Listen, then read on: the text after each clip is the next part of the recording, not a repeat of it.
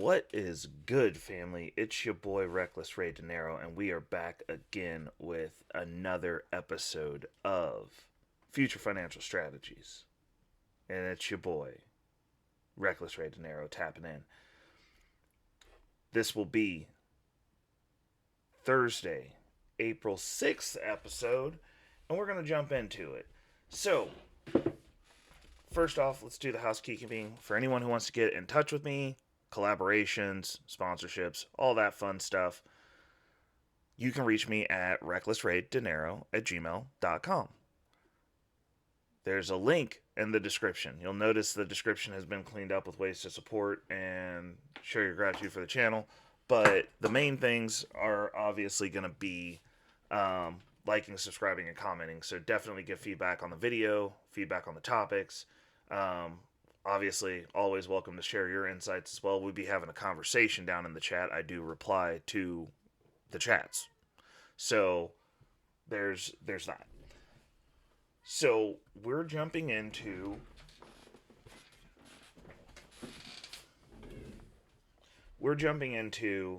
a continuation, and this is what we are seeing, which is a debasement of the dollar, a war on the dollar, the war on America. The Third World War has already started. It is financial, and the United States is fighting on two fronts. There's one front that they're fighting against their own citizens because they do not want everyone to succeed. This game is set up for there to be losers, as many losers as possible. And they want you to be a loser and paying taxes. So that's the one war. But the other war is every other country in the world really is not trying to mess with the US dollar anymore because of the heavy hand that we are using to prop up the powers that be at the top of our food chain at the expense of literally the rest of the planet. This whole pandemic situation has been proof of that to the rest of the planet, that we will do anything and everything to keep our elites elite at the expense of everyone else.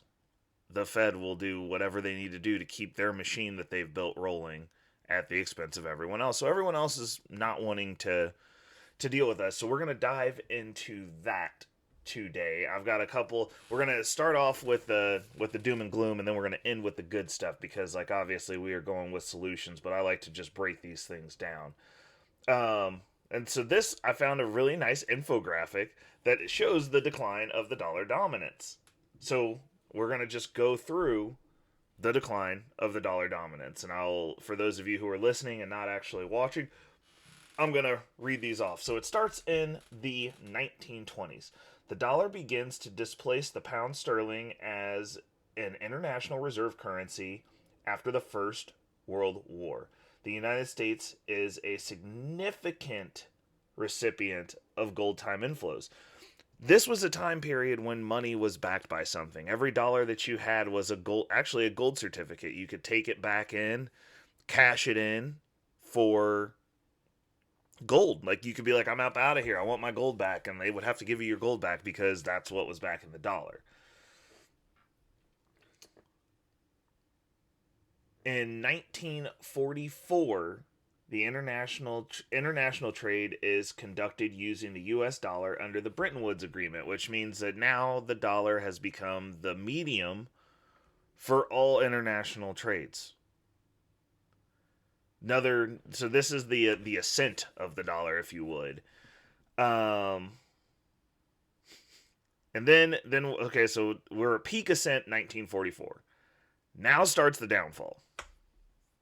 1971, President Nixon ceases the direct convertibility of the US dollar to gold. Around this same time period, if I'm not mistaken, they took everyone's gold right before doing this. Like, I'm pretty sure it was the 1960s. They confiscated all the gold. It was illegal to own gold.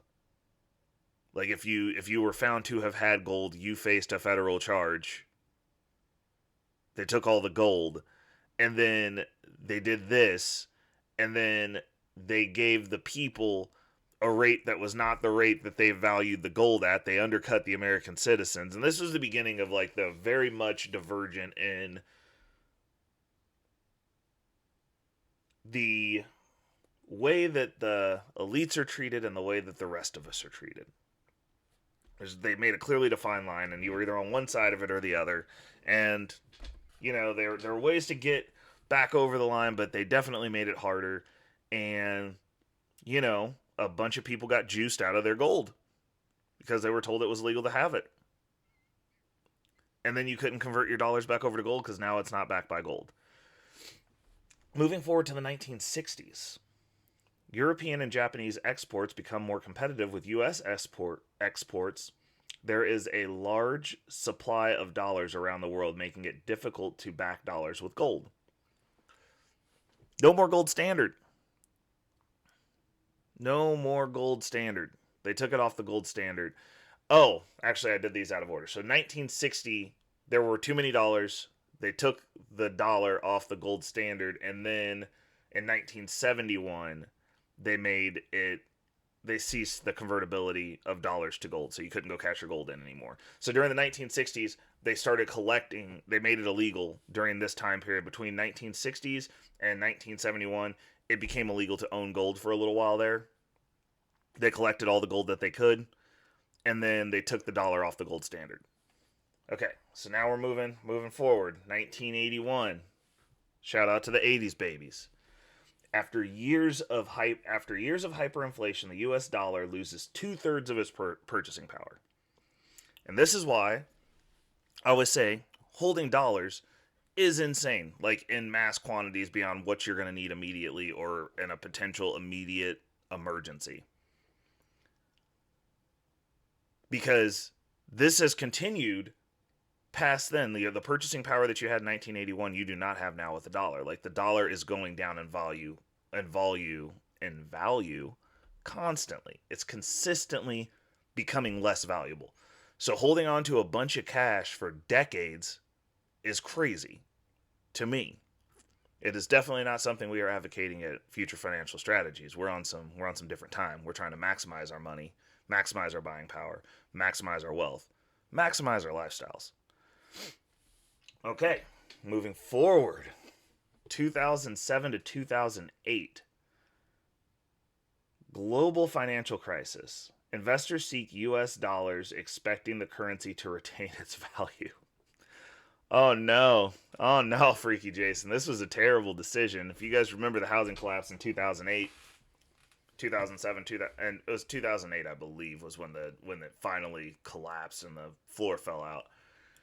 I've said many times, like, fortunately for me, I was working in service industry. I was not affected by this at all. Like, it completely, like, I saw bedlam happening to everyone around me. Somehow I was covered. I lost no job. I didn't have any type of negative thing happen to me or anyone in my family, fortunately. But I did see what was happening to other people. The other thing that my one regret from this time period was I did not capitalize on any of the market dips where people were scooping up houses. That would have been a good opportunity to get into housing. Granted, the pandemic was a great opportunity to get into housing for me. So I did capitalize on it second time. Fool me once, but not twice. Moving forward to 2014, following the annexation of Crimea, Russia prioritizes de-dollarization in response to Western sanctions. Again, one of the primary tools that we use, considering most international trade is done with the dollar, is to put sanctions on people and just make it less cost effective for them. We hurt their money before we hurt their people. But that doesn't always work, especially in the future where there's multiple options and other means and multiple workarounds, and people are just kind of sick of it. A lot of third world countries that we aren't even at war with, and like they're not even talking about the countries that we are not at war with that are affected by the things that we do with our policy when we print more dollars. Like a lot of the third world countries that utilize dollars, it throws their whole economy out of whack when we start printing incessantly to prop up industries, people, and fields that in a free market capitalist society should be allowed to be destroyed, to destroy themselves and then be rebuilt. Because it's not like, for instance, one of the big examples is, oh, well, if there's no Boeing, there's no planes, as though somebody's not going to make planes if planes are needed. That it's just insane. Like, that doesn't logically make sense. Like, if somebody wants something and there's a gap, then somebody else just makes the planes. It's just not Boeing. They're still going to need all those people. They're still going to have to get the planes made. Or they buy Boeing and then continue as business, and Boeing's just not owned by the people who made the bad financial decisions. That's free market. But they tell regular people, oh, well, the world comes to a stop if this business goes away because no one else will do it. Like, well, if we need planes, yes, someone else will do it unless Boeing's making planes for free. I don't believe that that's happening because everybody at Boeing's getting paid. So somebody's paying for the planes. Anyways, we're moving forward to 2022. Central banks buy gold at the fastest pace since 1967 as countries diversify their reserves away from the dollar. The war in Ukraine results in Western sanctions against Russia. As a result, Russia and China deepen cooperation between their financial systems, with the ruble yuan trade increasing 80 times in 8 months. So they're just going, we're just going to use something else. Like, we're just not going to use the dollar. And you see these central banks scrambling to prepare themselves because at this point, this ship has left the shores. Like, we're gonna have to use some other medium, and I don't know that it's gonna be the ruble or the yuan, because people don't trust the yuan because China has 2 different banking systems within their own country, so they cheat the books as well. So, like, that doesn't seem reliable on a global standard. But they're gonna have to find something, and it's not gonna be the dollar, because the dollar comes with a gatekeeper that blocks people out. And I don't know that the world is going to want another gatekeeper, because at this point, if we just switch to another country's currency, then we're going, hey, the new boss is the same as the old boss. It's going to be the same game, except for it's whoever they want to block out of playing the game that they're playing. And I don't know that that's going to be something the world is going to want to do. So we're probably going to be on some other standard, hopefully. Now we're moving forward into 2023. This is up to present. Brazil and Argentina discussed the creation of a common currency. The UAE and India explore the use of rupees to trade non-oil commodities. Russia and Iran are working together to launch a cryptocurrency backed by gold. Despite these movements, few expect to see the end of the dollar's sovereign status anytime soon. Currently, central banks still hold about 60% of their foreign exchange reserves in dollars. I wouldn't be so hopeful. The world is sick of dollars. The dollars have gone well past their time. I mean, most currencies are most sovereign currencies last 50 to 75 years. We're at 100, and we're over 100. And it's because we blow people up who don't want to use the dollar. It's a military enforced deal. This isn't what's best for the world. It's not even the most stable. Like, this wasn't supposed to go this long. It's just people at the top don't want to not be at the top, and they don't want to hand that torch off. And now it's going to be to a point to where, most likely, in my opinion, we're gonna see something besides a currency. It's going to be either, I don't necessarily know that we can go back to gold because there's not enough of it. I think it's going to be something along the lines of Bitcoin or a cryptocurrency I could see a cryptocurrency that's backed by gold if they want to go back to that standard, but it's not going to be a physical dollar, because the American dollar, if we want to be honest, is backed by nothing. You can't cash those dollars in for any type of tangible asset.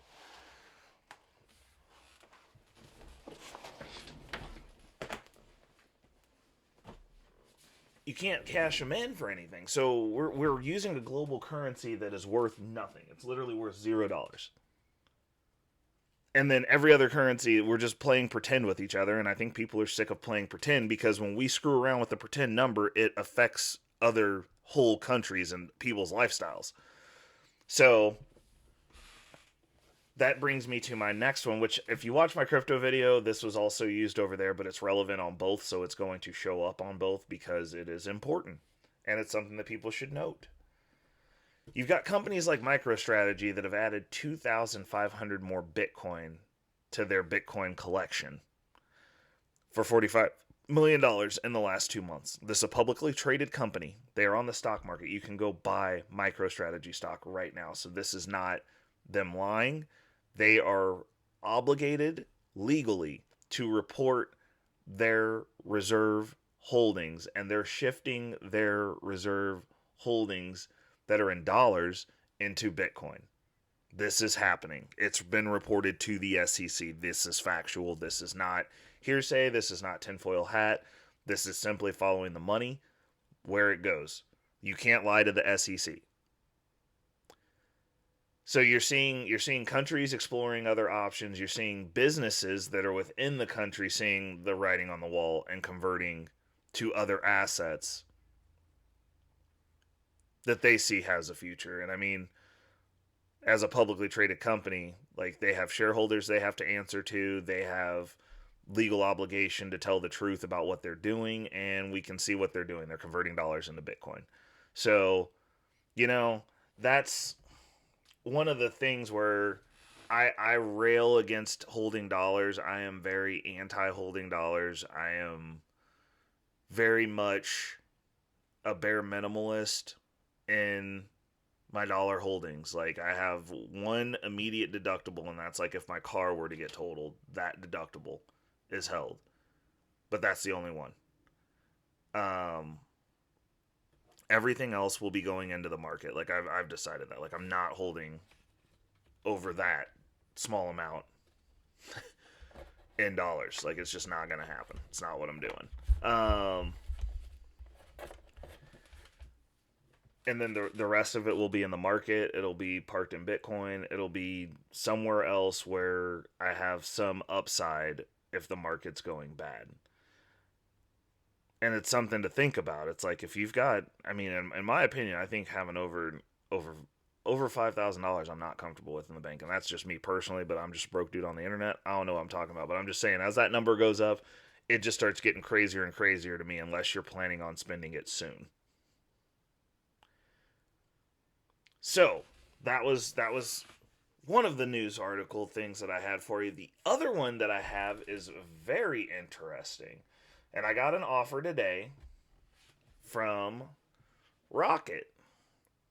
Now, the interesting thing about this credit card, it's the Rocket signature credit card. Now, they've been sending me stuff. I saw this and it caught my eye, and I was like, I figured I'd share it with the tribe over here, because it could be an option. So the way this card functions is it earns points two ways. And they're actually doing a $200 statement credit when you spend $3,000 within the first 90 days. Now, the way that this works is, as you spend, instead of you getting points back or cash backs that people use for whatever they use, I'm saying 90% of it's to fumble the bag, but you either get 5% back towards your closing cost for your next home purchase, or you get 2% back towards your mortgage. So this has two things. So the way that I look at this is the way that I see it is, if you're an active buyer and you're regularly purchasing homes and you're utilizing the mortgage structure, which means that you're leveraging. If you're putting all your stuff on this card and racking up 5% towards your next closing costs, you could end up in a state to where your closing costs are just covered and you have zero closing costs. This could give you the leverage, depending on how much you have saved up. If you're going in, you could have the leverage of saying, as a buyer, hey, I'll pay all the closing costs because it's not going to cost you anything. Like you got like a cash reserve that you've built up already to go in and like that's an additional leveraging tool that you could use to negotiate out a better deal from the person you're buying from. The other one is it's 2% cash back towards your mortgage.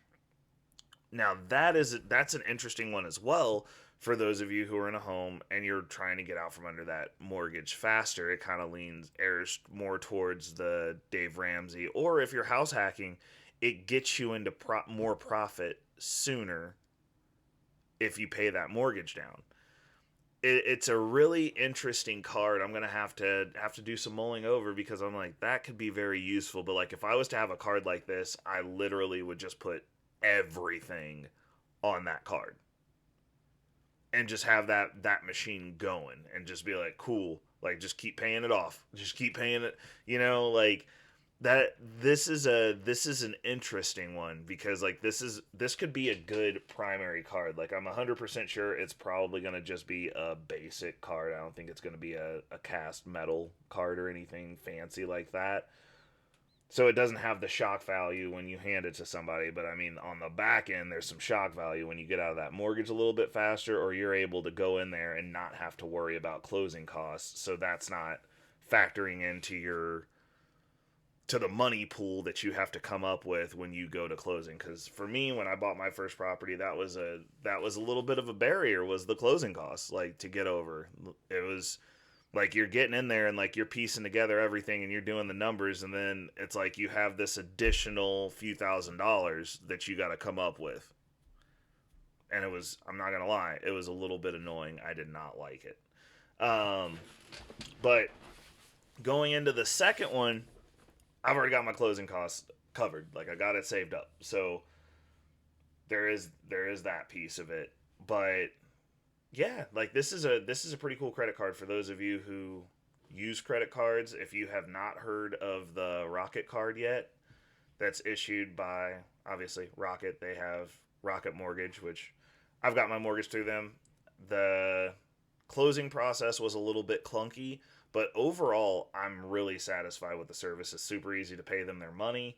There's not a whole lot of barriers there. They have agents that will call out because they're trying to get to the bag, that let me know anytime they think I'm in a good spot to either refinance or something that I might want to think over in regards to my rate. Once I got through the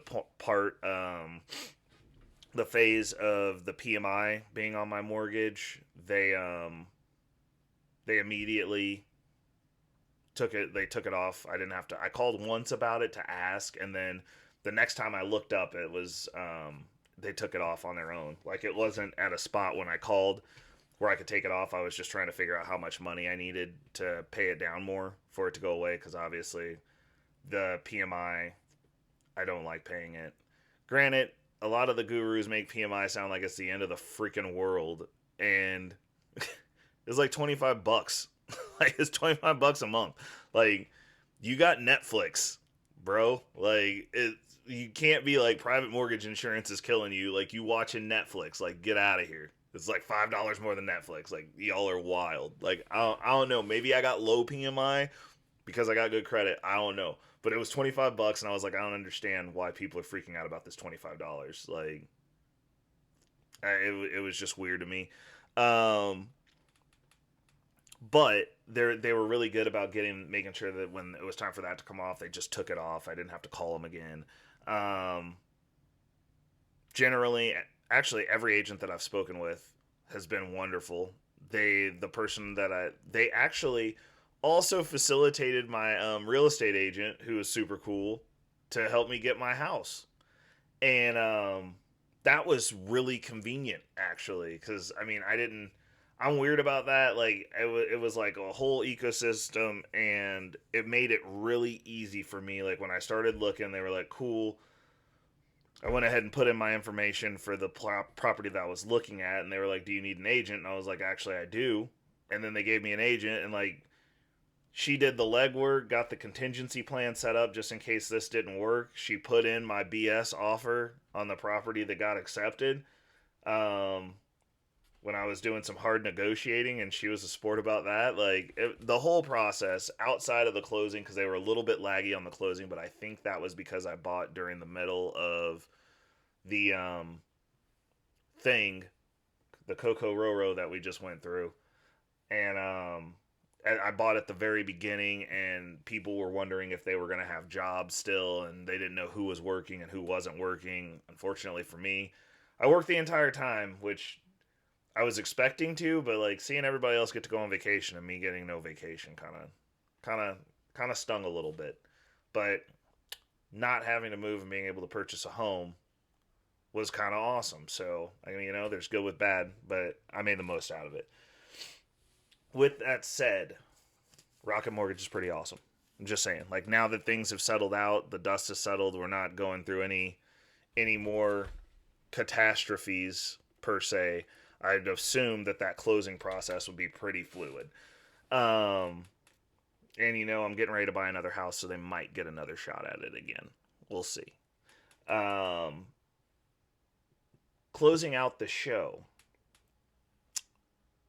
ways that you can support the channel: like, subscribe, share with your friends, because we're not trying to get rich over here at Future Financial Strategies by ourselves.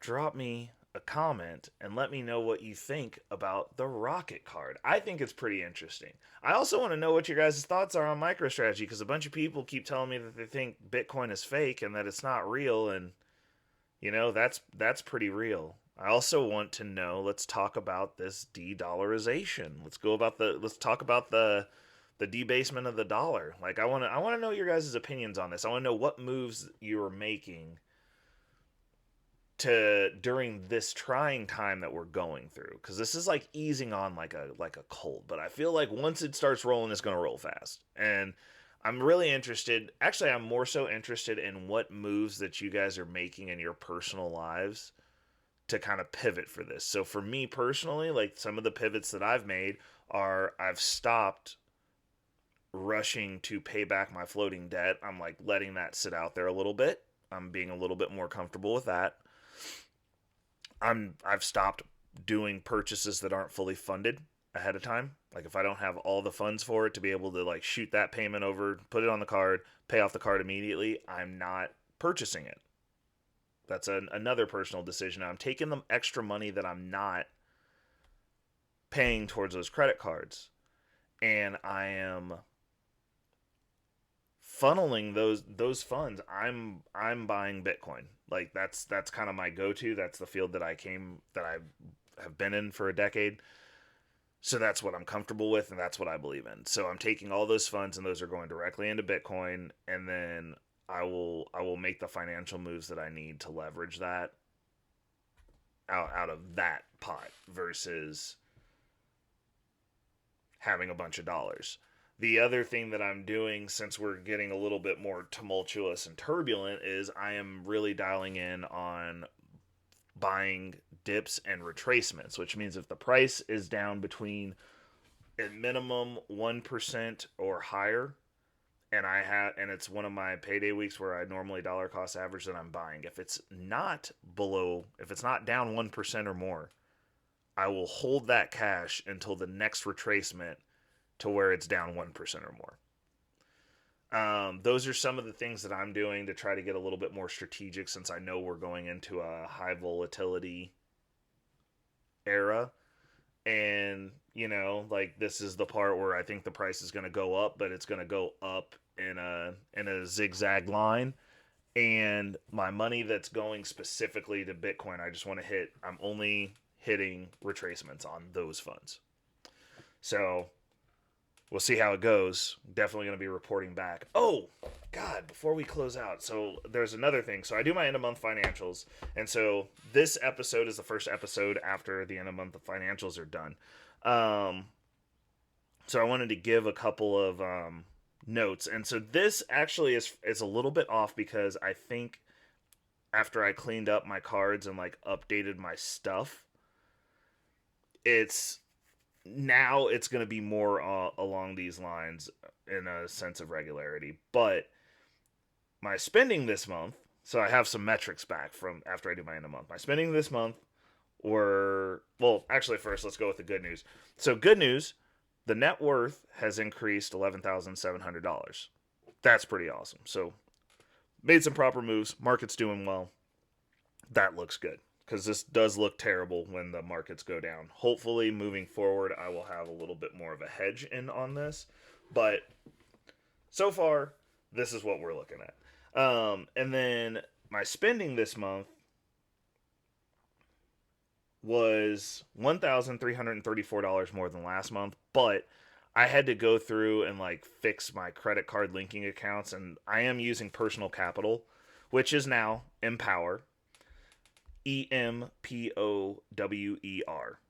Empower, to track these metrics. So this isn't me making it up. I'm like actually putting my information into a thing, and then it's spitting out the metrics, and like it's tracking how my spending's going. It's tagged to my cards, my credit cards, so like it knows when a card gets swiped, it sees those come through, um, and then it logs them and tells me I'm doing a good job or that I'm a garbage human. And so, from a spending perspective, this month it says $1,334. I normally have to go in there and move these because I'm pretty sure the money that I moved from my checking account, it counts that as being a spend. It doesn't differentiate spend and transfer. So like I don't actually think I spent that much money. I think I moved on Friday when I sent my money over to Friday the 31st of March.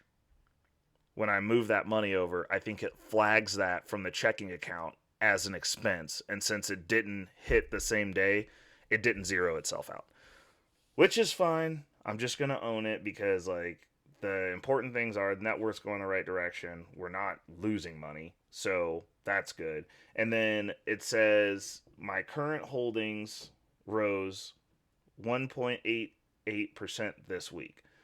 That's tracking my brokerage accounts. So I haven't really been messing with those. I did reorganize them, which was cool. I'm gonna do some plays on that. But the thing that's interesting is, so like the U.S. stock market, which is the only one that I care about, was up 3.64%. So, oh no, we lost against the stock market. I should have just bought the SPY, right? Wrong, because year to date, the U.S. stock market's only up 7.18%.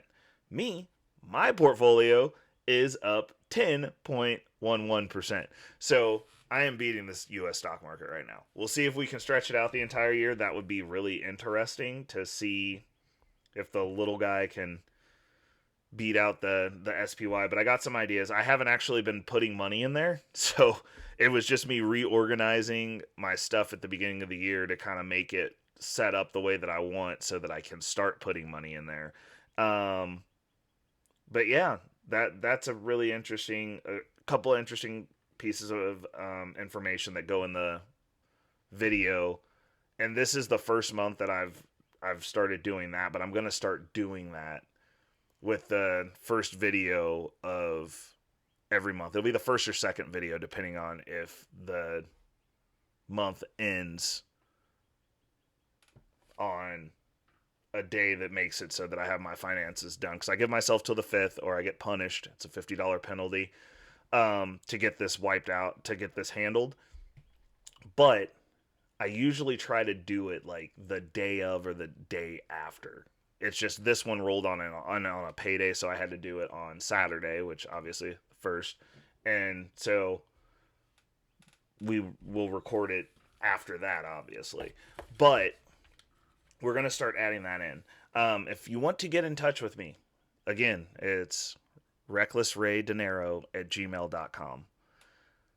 Also, they're down in the description. That is down in the description. There is also a link to my link tree, which has all of my socials on there. So you can reach me on Instagram, Twitter, Facebook, all the fun stuff. And then you can also reach out that way as well. There is also a link to the Bag Chasers at the top. That is the Anton Daniels Bag Chasers. I am not affiliated. It's a free service or a free promotion that I throw in there, just because I've gotten a lot of value from that group, from that network, and I like having it in there, and makes me feel kind of good. So if you are interested in joining the Bag Chasers, you might want to let them know old reckless Ray Dinero brought you to their peer view and put you in position to get some of the good game that we have. Also, if you join, in my opinion, the two things that I highly utilize are obviously the Patreon, because it has exclusive video and content that's only for the Bag Chasers. I don't watch most of the BSy stuff. Like, I'm not there for the entertainment. I am there to get to the bag. So there's a lot of high level game that are in the Patreon videos, but there is also a treasure trove of high level game and people that you can network with within the Discord. So if you get set up for the Bag Chasers, make sure to tap into the Discord server. A lot of game in there, including myself. But we're going to close out on that. I hope you guys are having a great week. We're almost to bag. Oh, God. I keep making this up every time because we're not saying Bag Fumble Friday anymore. It's going to be Bag Fortification Friday this week, where we fortify the bag.